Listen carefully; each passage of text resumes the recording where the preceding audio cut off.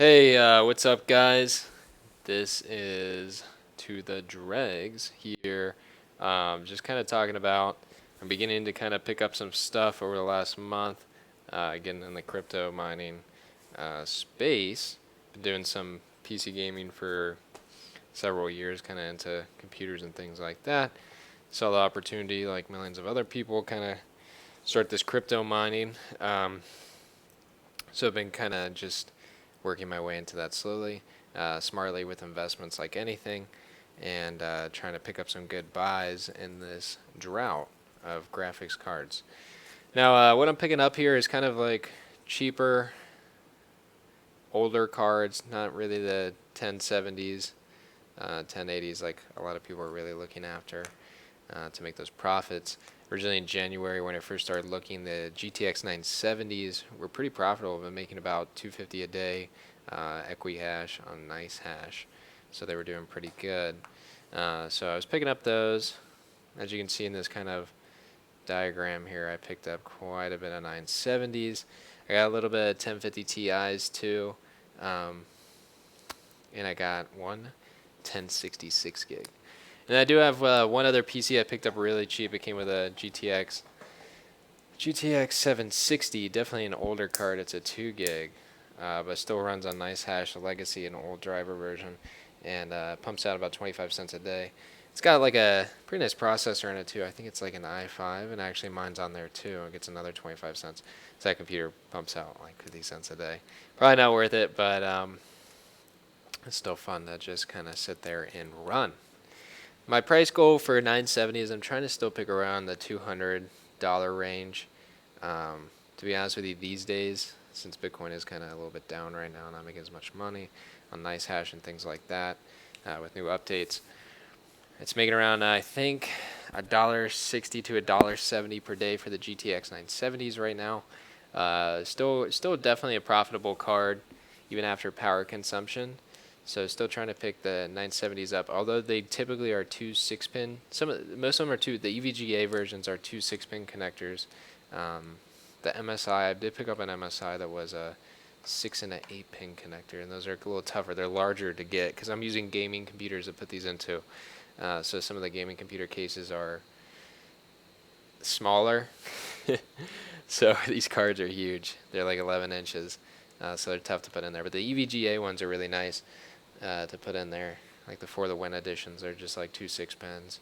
Pretty average size, I would still say, graphics cards you can put in there. The 1050 Ti's, they're making around 70 cents, 80 cents per day on the cards. I have a lot of the ones that don't require the external, or one of the ones I have don't require external power supply, so they run off the power on board, and one requires a 6-pin, so they're pretty low power consumption as compared to the older like AMD 7950s. Like those pump out about $1.30 these days, but the power consumption on those are insane.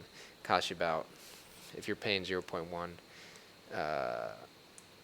per kilowatt, I think that it comes out to me making like 72 cents a day. So you're losing like 50 cents on electricity just to run those older AMD cards. But these 1050 Ti's, they're pretty good for power consumption wise. Even still making 70 cents a day is cool with them. And I'm trying to pick those up cheap. I got one for 75 bucks, so that was like a really great buy. But I kind of broke it up because the guy wanted 150 bucks.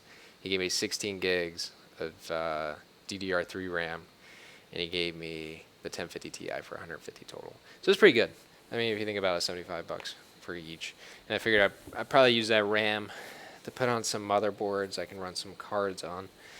But yeah, other than that, you can definitely see all the prices I'm paying. The 3 computers are really a great deal. One of them actually had a 970 in it. It was $100 for all 3. One of them had a 970 in it. And obviously, those cards run. If I resold that card, I'd probably get, $250 out of it, $250 to $300. So it was a really good buy for those computers. And I had to pick up. He also had a really nice ASUS router that I picked up from him for 20 bucks, and I needed it to run all these gaming PCs, kind of on the internet. I'm running out of space, so had to do that. I'll probably upload another video here just kind of showing off the PC setups I have now. Obviously later when I get a little bit more condensed here, I'm probably going to be doing more, mining specific looking rigs. Things like that, be a little bit more efficient, but I'm kind of just slowly getting into this, trying to get up what I can and start getting that return on the investments.